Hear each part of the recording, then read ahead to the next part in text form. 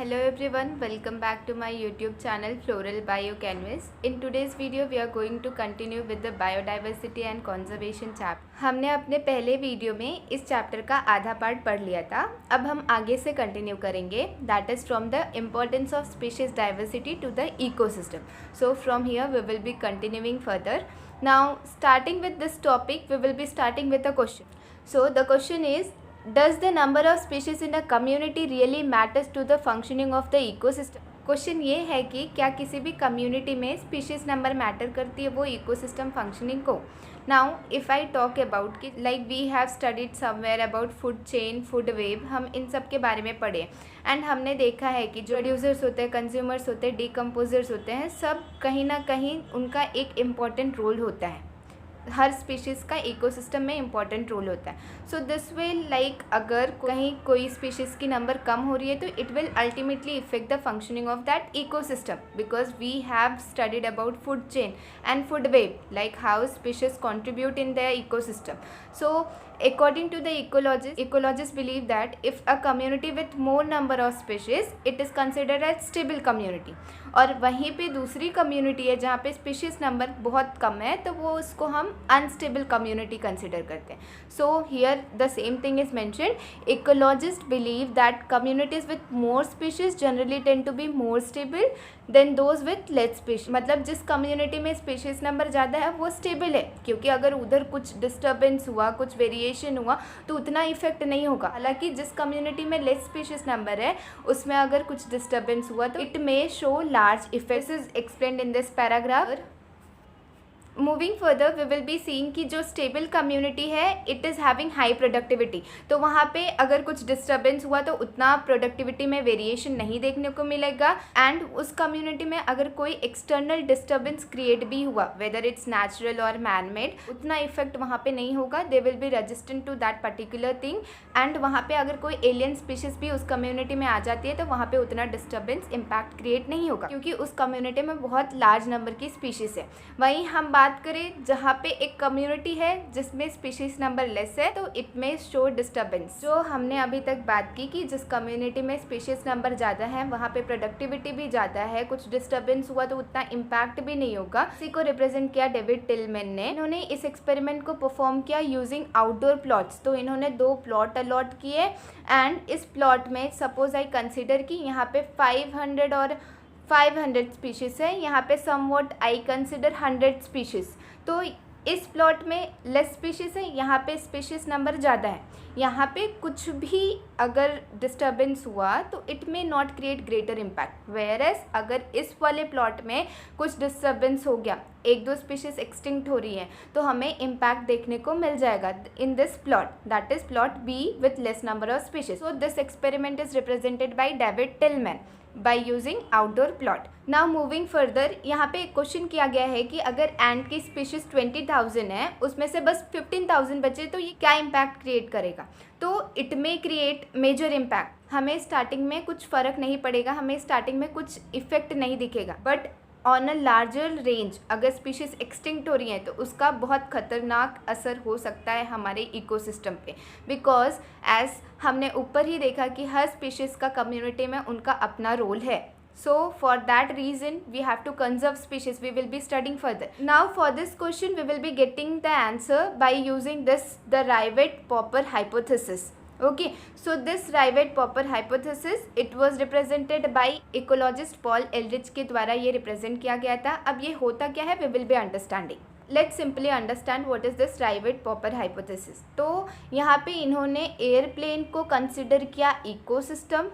Airplane considered as ecosystem. Airplane के parts को connect किया गया है by using rivet, that is bolt.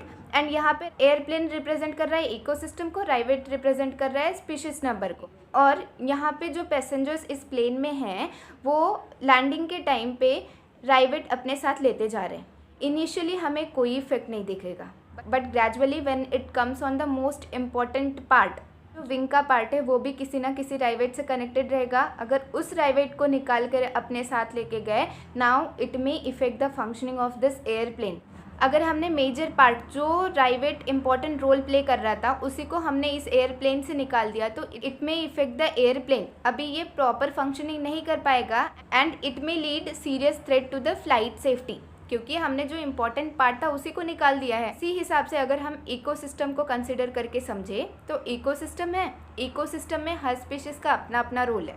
चलो एक स्पीशीज़ एक्सटिंक्ट हुई, दूसरी एक्सटिंक्ट हुई, तीसरी एक्सटिंक्ट हुई, हमें उतना फ़र्क नहीं पड़े, initially there will be no impact, but gradually धीरे धीरे हम देखेंगे इंपॉर्टेंट रोल है कम्युनिटी में, वही एक्सटिंक्ट हो रहे हैं, तो this may lead to the serious threat. Therefore we need to conserve the species because हर स्पीशीज का कुछ ना कुछ रोल है इकोसिस्टम में एंड हर स्पीशीज एक्सटिंक्ट होते जा रहे हैं, so we have to conserve them because ultimately they are playing an important role in the community. Okay, so this was about Rivett-Popper hypothesis. Now let's quickly revise this. So हमने Rivett-Popper hypothesis देखा जिसमें airplane हमारा ecosystem था and जो राइवेट था उसको हमने species से रिप्रेजेंट किया। नाउ जो पैसेंजर्स थे वो जाते टाइम अपने साथ राइवेट लेते जा रहे थे, like they are taking away the rivet with them and वो राइवेट एक लेके गए, दो लेके गए, उससे स्टार्टिंग में कुछ उतना ज़्यादा असर देखने को नहीं मिला, बट ग्रेजुअली जो विंग का पार्ट था अगर उधर का राइवेट निकाल लिए तो that was the major part में effect the flight of the airplane, so it is a serious threat to the flight safety.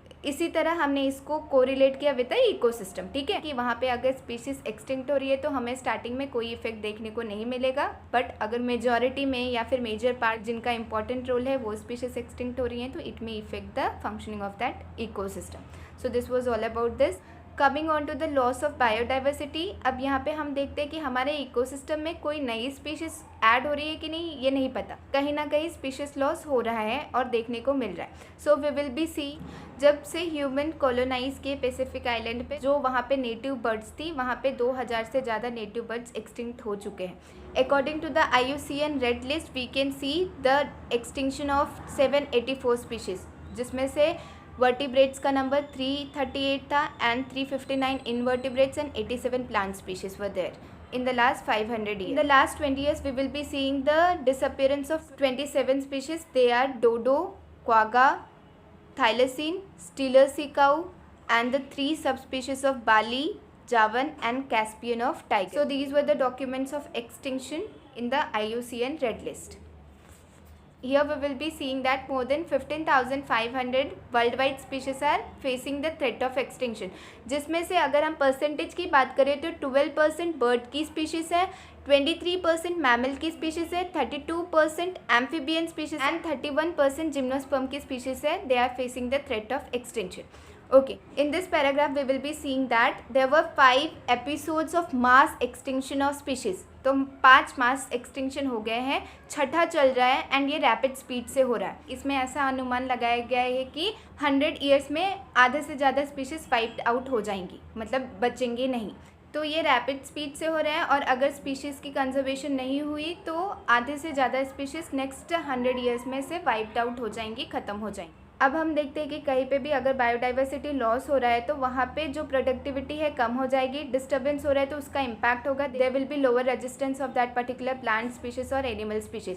So we can see that decline in the plant production and lower resistance to environmental changes and also increased variability in changes to ecosystem processes like productivity, water use, pest and disease cycle. So जितने भी positive points थे वो अभी negative में आ गए ना। Here we will be seeing the causes of biodiversity loss. पहला जो कॉज है वो है हैबिटेट लॉस एंड फ्रैगमेंटेशन। इसमें जैसे कि प्लांट एनिमल स्पीशीज घने फॉरेस्ट में रहते, घने जंगल में रहते, वहाँ पे उनको प्रोटेक्शन मिलता है, पर वहीं अगर जो ह्यूमंस हैं एरिया को कट करते जा रहे हैं, उसको फ्रेगमेंट्स पैचेस में डिवाइड करते जा रहे हैं जहाँ उनको उतना प्रोटेक्शन मिलता था, अब वहीं प्लांट एंड एनिमल स्पीशीज़ को वो प्रोटेक्शन नहीं मिल पाएगी क्योंकि वो फ्रेगमेंट्स में डिवाइड हो गए। कहीं हाईवे बन रहे हैं फॉरेस्ट एरिया में, कहीं किसी और रीज़न से हम उस फॉरेस्ट एरिया को डिस्ट्रॉय कर रहे हैं, तो ये से हैबिटेट लॉस एंड फ्रैगमेंटेशन होता है जिससे कि वो प्लांट और एनिमल स्पीशीज़ को प्रॉपर प्रोटेक्शन नहीं मिल पाती उनके खुद के हैबिटेट में। अब हम एग्जांपल पढ़ते हैं। ट्रॉपिकल रेन फॉरेस्ट कवर करता था 14% ऑफ अर्थ, पर अब वो 6% ही कवर कर रहा है।